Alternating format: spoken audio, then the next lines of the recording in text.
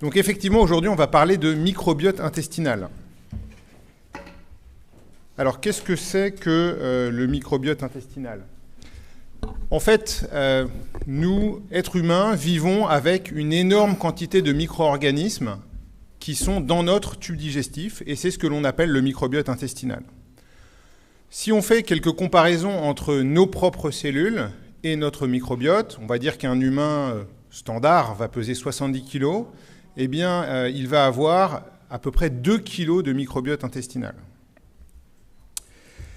On a 10 puissance 13 cellules dans notre corps, c'est-à-dire 1 et 13 zéros derrière. Dans notre intestin, on a 10 puissance 14 bactéries, c'est-à-dire 1 avec 14 zéros derrière. C'est-à-dire que l'on a 10 fois plus de bactéries dans l'intestin que de cellules dans notre corps. Si vous prenez 1 gramme de matière fécale, cela représente 100 milliards de micro-organismes. Donc ça vous donne une idée un petit peu de tous ces habitants qui sont là. On a bien sûr tous un génome humain. Si l'on met bout à bout les gènes qui sont présents dans notre intestin, dans les bactéries essentiellement, eh bien cela représente 150 génomes humains. Donc ça vous donne une idée des capacités fonctionnelles qui sont dans notre microbiote intestinal.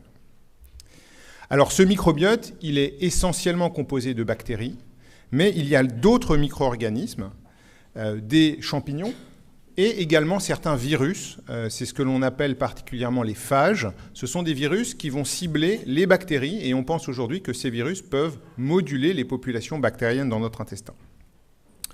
C'est donc un écosystème qui est particulièrement complexe à étudier, d'autant plus que, évidemment, il y a des interactions entre tous ces habitants, entre les bactéries entre elles, entre bactéries et champignons, entre bactéries et virus. Alors, à quoi est-ce qu'il sert ce microbiote intestinal dans notre, on va dire, dans le maintien de notre santé? Eh bien, il a énormément de fonctions qui sont connues et on continue à en découvrir tous les jours. Tout d'abord, des fonctions métaboliques avec la production d'un certain nombre de vitamines, mais aussi la dégradation d'un certain nombre de produits que l'on va pouvoir ingérer, par exemple des carcinogènes qui vont pouvoir être détruits par les bactéries de l'intestin. Également un rôle dans la modulation de notre métabolisme énergétique, c'est-à-dire le métabolisme du sucre et des graisses. Un rôle également dans ce que l'on appelle la fonction barrière de l'intestin, c'est-à-dire le fait que notre intestin, il serve bien sûr à absorber des calories, mais il sert également à se défendre contre des infections potentielles, et c'est ce que l'on appelle la fonction barrière, et ce microbiote joue un rôle très important pour cela. Il joue également un rôle dans la protection contre les infections, particulièrement dans l'intestin, notamment parce que toutes ces bactéries qui sont présentes dans l'intestin vont rentrer en compétition avec des pathogènes, donc des bactéries, des mauvaises bactéries que l'on peut ingérer par exemple. La naissance se fait par voie basse ou par césarienne, eh bien, les premiers micro-organismes que l'on va rencontrer ne vont pas être les mêmes, et donc il va y avoir un impact sur ces premières relations avec le microbiote intestinal. Et puis bien sûr, l'alimentation a un effet très important sur le microbiote. Si on change de régime, qu'on passe d'un régime, on va dire omnivore, à un régime très strict, purement végétarien, par exemple, ou très enrichi en fibres, eh bien, en moins d'une semaine, on va voir des modifications très importantes au niveau du microbiote intestinal. Et c'est vrai aussi bien chez les souris que chez les hommes. Alors, ce microbiote, il nous intéresse en tant que médecin et en tant que chercheur pour plusieurs aspects. L'une de ces caractéristiques, c'est que les bactéries qui sont dans notre intestin pourraient être des biomarqueurs, autrement dit des indices permettant de peut-être faire des diagnostics ou des pronostics au cours des maladies inflammatoires de l'intestin, mais aussi d'autres maladies comme les maladies inflammatoires articulaires. Ce microbiote, en fait, pourquoi est-ce qu'il nous intéresse de ce point de vue-là? D'abord, il a une diversité énorme. Il y a des centaines de bactéries différentes dans un intestin humain. Ensuite, les bactéries, elles sont caractérisées par leur forte capacité d'adaptation au changement d'environnement. Vous savez, à la surface de la Terre, que n'importe quel prélèvement fait, que ce soit en zone extrêmement froide, en zone extrêmement chaude, avec même des situations de radiation très importantes, vous allez trouver des bactéries qui se sont adaptées à à ces environnements parfois extrêmes. Et bien dans l'intestin, c'est exactement la même chose. Si vous avez une variation dans l'environnement, eh bien le microbiote va s'adapter, et ce très rapidement à n'importe quel changement dans l'environnement. Et donc ce sont les raisons pour lesquelles on pense que ce microbiote pourrait servir de biomarqueur, que ce soit pour diagnostiquer une maladie ou pour pronostiquer une maladie. Quand on parle de pronostic, on veut dire par là prédire l'évolution d'une maladie. Est-ce que la maladie va être plutôt gentille ou moins gentille? Est-ce que le patient va plutôt répondre à un traitement ou pas? Et donc ça, ce sont des choses qui sont vraiment aujourd'hui à l'étude dans les maladies de l'intestin, mais aussi dans les maladies articulaires.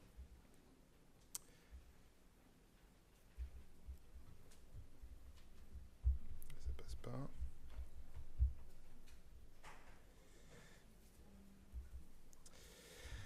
Donc si on reprend un peu toutes ces grandes fonctions du microbiote pour notre santé, il est complètement logique de penser que lorsque ce microbiote est altéré, eh bien, cela va pouvoir avoir des conséquences sur notre santé. Alors bien sûr au niveau métabolique, des conséquences sur l'obésité, le diabète. Au niveau neuropsychiatrique, aujourd'hui il y a des pistes très fortes sur l'anxiété, l'autisme. Mais aujourd'hui, ce qui nous intéresse, c'est plutôt le versant immunitaire, on va dire, et donc aussi tout à fait logique de se dire que ce microbiote peut avoir un rôle dans les maladies inflammatoires de l'intestin et aussi dans les maladies inflammatoires extra-intestinales comme les arthrites. Alors, je vais vous parler un peu plus des maladies inflammatoires de l'intestin, d'abord parce que c'est un domaine que je connais mieux, et ensuite parce que c'est dans ce domaine-là où l'on a le plus de données aujourd'hui. Alors, pour ces MICI, ce que l'on dit aujourd'hui, c'est que ces maladies sont liées à une activation du système immunitaire dans l'intestin, vis-à-vis du microbiote intestinal, chez des patients qui vont être génétiquement susceptibles et sous l'influence de facteurs d'environnement. Donc avec ça, on dit beaucoup de choses et pas grand-chose à la fois. Ça nous dit que ce sont surtout des maladies très complexes avec énormément d'acteurs différents. Et c'est d'ailleurs complètement le cas aussi pour les maladies articulaires. Néanmoins, ces dernières années, il y a un certain nombre d'arguments qui nous font penser que certains facteurs d'environnement et certains facteurs génétiques joueraient sur la maladie via un effet sur le microbiote. Alors, bien sûr, le microbiote n'est pas le centre de toute la maladie, et il y a d'autres facteurs environnementaux et génétiques qui jouent sur la maladie indépendamment du microbiote, mais néanmoins, aujourd'hui, on pense que vraiment ce microbiote est au centre de cette maladie, de ces maladies. Alors, les arguments qui nous font penser que dans les maladies inflammatoires de l'intestin, le microbiote est important, ils sont très nombreux. Tout d'abord, on sait que les grandes études génétiques qui ont été faites pour trouver des gènes de susceptibilité ont pointé du doigt essentiellement des gènes qui jouent un rôle soit dans la reconnaissance des micro-organismes, soit dans la réponse aux micro-organismes. Et dans l'intestin, les micro-organismes, c'est le microbiote intestinal. En tant que médecin clinicien, on sait que le flux fécal est vraiment un élément indispensable à l'inflammation, à l'initiation de l'inflammation dans l'intestin. Et parfois, on est obligé de dériver le flux fécal en faisant ce qu'on appelle une stomie. Et dans ces cas-là, l'intestin en aval, qui n'est plus en contact avec le flux fécal, va cicatriser. Et aussitôt qu'on va remettre le flux fécal en circuit, eh bien on va voir des lésions réapparaître au microscope à partir d'1 semaine. Donc vraiment, on sait que ce contenu intestinal est vraiment indispensable à l'initiation de l'inflammation. Et d'ailleurs, quand on étudie ces maladies au laboratoire avec des souris essentiellement, s'il n'y a pas de microbiote intestinal, on n'arrive pas à induire une inflammation. Enfin, dernier argument chez les patients atteints de MICI, c'est que le microbiote, il est anormal lorsqu'on le regarde. Il est dysbiotique, déséquilibré, et je vais vous en reparler juste après. Pour les maladies articulaires, on a aussi des arguments qui nous font penser que le microbiote est impliqué. Vous savez que le HLA B27 est un gène important de susceptibilité à la spondylarthrite. Eh bien, il existe des modèles de rats qui ont ce gène de susceptibilité, et ces rats vont développer une inflammation dans l'intestin, mais aussi au niveau des articulations. Cette inflammation ne survient que s'il existe un microbiote intestinal. Autrement dit, si on donne des antibiotiques pour on va dire, taper sur le microbiote intestinal, ou si on élève ces animaux sans microbiote intestinal, on ne voit pas d'inflammation apparaître, ce qui suggère là aussi, comme dans les maladies inflammatoires de l'intestin, que le microbiote joue un rôle important. Puis vous allez le voir, il y a aussi des données récentes qui montrent que le microbiote des patients avec rhumatisme inflammatoire est aussi anormal, pas forcément exactement le même qu'au cours des maladies inflammatoires de l'intestin, mais il est différent de celui des sujets sains. Alors, une diapositive un petit peu compliquée, mais vous allez voir, c'est pas si compliqué que ça. Ici, c'est une analyse du microbiote de patients atteints de MICI. Sur cette figure, chaque point représente un sujet. Plus vous avez 2 points qui sont proches, plus cela veut dire que le microbiote est proche et similaire. Autrement dit, si on mettait 2 microbiotes identiques, ils seraient vraiment exactement au même endroit, et 2 microbiotes très différents sont très éloignés sur la figure. Donc là, il n'y a pas besoin d'être un grand scientifique pour voir que tous les points bleus sont d'un côté, que tous les points rouges sont de l'autre, et que les points verts sont un peu au milieu. Donc les points bleus, ce sont les sujets sains. Les points rouges, ce sont des patients qui ont une MICI en poussée. Et donc clairement, ce que ça veut dire, c'est que le microbiote des patients ayant une MICI en poussée est très nettement différent de celui des sujets sains. Et puis en vert, vous avez les patients qui ont une MICI en rémission. Et vous voyez que leur microbiote est un petit peu entre les deux. Donc ça montre bien que le microbiote chez les patients atteints de MICI est anormal. Récemment, on a travaillé avec une équipe de rhumatologie de l'hôpital Ambroise Paré, le professeur Bréban, et on a analysé le microbiote de patients atteints de spondylarthrite ankylosante. Et on a comparé ce microbiote à celui de sujets sains. Et donc là, ce sont exactement le même type de figure. Et là aussi, on voit de manière assez nette que les points bleus, les sujets sains, sont d'un côté, et les points rouges, les malades, sont de l'autre. Ce qui veut dire que là aussi, le microbiote des patients ayant une spondylarthrite ankylosante est différent de celui des sujets sains. On a exactement le même type de données avec la polyarthrite rhumatoïde, par exemple. Donc le microbiote est quelque chose qui nous paraît une cible intéressante dans ces 2 maladies. Alors pour aller plus loin, il faut comprendre le concept de dysbiose. Qu'est-ce que c'est la dysbiose? Donc dans notre intestin, on a énormément de bactéries différentes. Malgré tout, quelqu'un qui n'a ni maladie inflammatoire de l'intestin, ni polyarthrite, eh bien, ne va pas avoir d'inflammation dans son intestin. Et ceci est lié au fait qu'il y a un bon équilibre entre des bactéries qui vont plutôt stimuler l'immunité et l'inflammation, ici en violet, et des bactéries qui vont plutôt calmer l'inflammation, être régulatrices. Et donc lorsqu'on a ce bon mélange, eh bien, on n'a pas d'inflammation dans l'intestin et on vit normalement. La dysbiose, que ce soit particulièrement dans une maladie inflammatoire chronique de l'intestin, mais très probablement aussi dans les maladies arthritiques, eh bien, c'est un déséquilibre dans ces populations à l'avantage des bactéries pro-inflammatoires et donc aux dépens des bactéries anti-inflammatoires. Et donc, ce microbiote déséquilibré joue un rôle dans l'initiation et surtout probablement dans le maintien et l'aggravation de la maladie. Donc, si ce microbiote, il est un acteur potentiel de la maladie, est-ce qu'il est possible de jouer sur ce microbiote, de l'utiliser comme cible thérapeutique? Vous savez que dans les maladies dont on parle aujourd'hui, on cible essentiellement, voire même uniquement, le système immunitaire. Et je pense que vous avez compris que c'est finalement qu'un des acteurs de ces maladies, ce n'est pas le seul acteur, et le microbiote est un autre acteur sur lequel on pourrait jouer. Alors ça ne veut pas dire qu'il faut cibler que le microbiote et pas le système immunitaire, mais peut-être qu'en ciblant les deux, on aurait une efficacité bien meilleure. Donc pour cibler le microbiote intestinal, plusieurs stratégies possibles. D'abord la bombe atomique, les antibiotiques. Alors les antibiotiques, il y a un certain nombre d'avantages, mais il y a aussi beaucoup d'inconvénients. L'avantage, c'est que c'est disponible, mais l'inconvénient, c'est que ça fait émerger des résistances aux antibiotiques, et donc les effets sont souvent transitoires quand on en observe. Et les antibiotiques sont aussi toxiques pour un certain nombre d'entre eux pour nous, avec des toxicités, par exemple, sur les nerfs de certains antibiotiques ou sur les tendons, et c'est ce qui fait qu'on ne peut pas utiliser sur le long terme des antibiotiques. Et évidemment, quand on parle de maladies chroniques, c'est assez difficile d'envisager une utilisation sur de nombreuses années d'antibiotiques. Néanmoins, il y a eu un certain nombre de travaux, d'études qui ont été faits dans les myquis, Crohn et rectocolite, et également dans la pochite.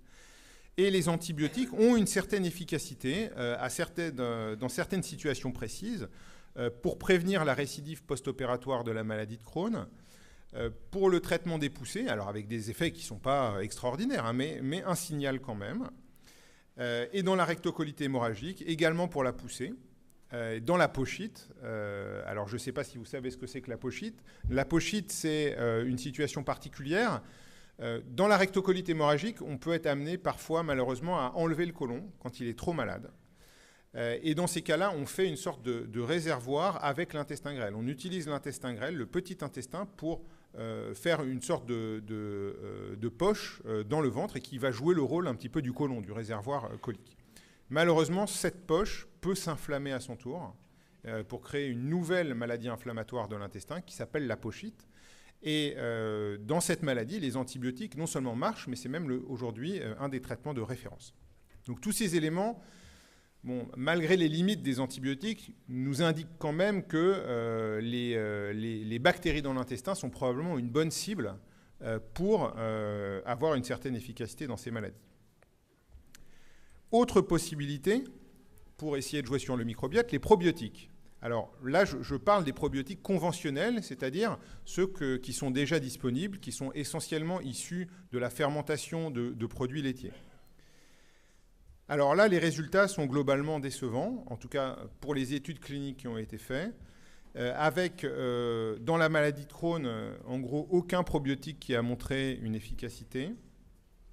Et dans la rectocolite hémorragique, certains probiotiques qui ont montré une légère efficacité, mais une efficacité qui est comparable aux 5 aminosalicylés, c'est-à-dire les traitements des formes les plus minimes de rectocolite hémorragique. Autrement dit, impossible de rentrer en concurrence avec les traitements type anti-TNF-alpha ou autres avec les probiotiques actuels.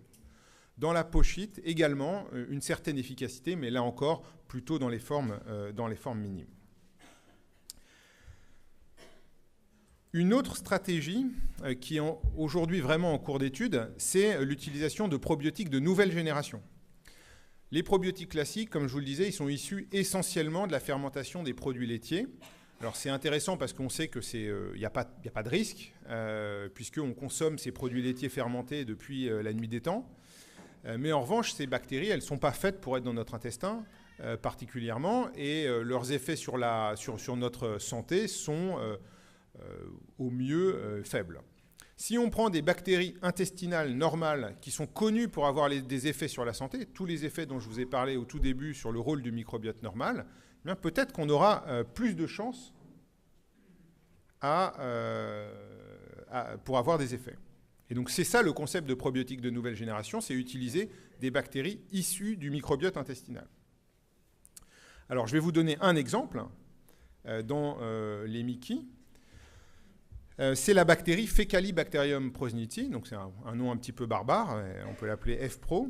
Donc c'est une bactérie qui est présente chez les sujets sains à un taux très élevé. Elle représente à elle seule de l'ordre de 5% du microbiote normal, donc c'est une bactérie vraiment très dominante. Et on a montré, il y a déjà un certain nombre d'années, que chez les patients atteints de myquis, l'abondance de cette bactérie diminuait de manière drastique, au point même de parfois ne plus être détectable. Donc, avec un certain nombre d'autres éléments, cela nous a amené à nous poser la question des effets anti-inflammatoires de cette bactérie en elle-même. Et on a testé l'administration de cette bactérie sur des cellules et sur des souris. Et pour faire extrêmement simple, on a montré que l'administration de cette bactérie, elle avait effectivement des effets anti-inflammatoires sur différents types de cellules, des cellules de l'intestin, des cellules immunitaires, et puis également un effet sur les souris. Lorsqu'on induit une inflammation dans l'intestin, lorsqu'on donne cette bactérie aux souris, eh bien, elles sont protégées. D'autre part, lorsqu'on regarde chez l'homme, eh bien, on va trouver des cellules immunitaires qui sont régulatrices, c'est-à-dire qui sont là pour calmer l'immunité, calmer l'inflammation. Et un certain nombre de ces cellules dans le côlon humain sont stimulées par cette bactérie également. Et ce qui est intéressant, c'est que je vous ai dit que cette bactérie, son abondance diminuait de manière très importante chez les patients. Eh bien, ces lymphocytes T régulateurs, ces cellules immunitaires anti-inflammatoires finalement, eh bien, elles sont également diminuées chez les patients, que ce soit dans le côlon ou dans le sang, suggérant qu'il pourrait y avoir un lien entre la diminution de la bactérie et la diminution de ces cellules. Tout ça, bien sûr, c'est encore de la recherche assez précoce et la prochaine étape, c'est de passer à un essai clinique pour voir si réellement il peut y avoir un intérêt.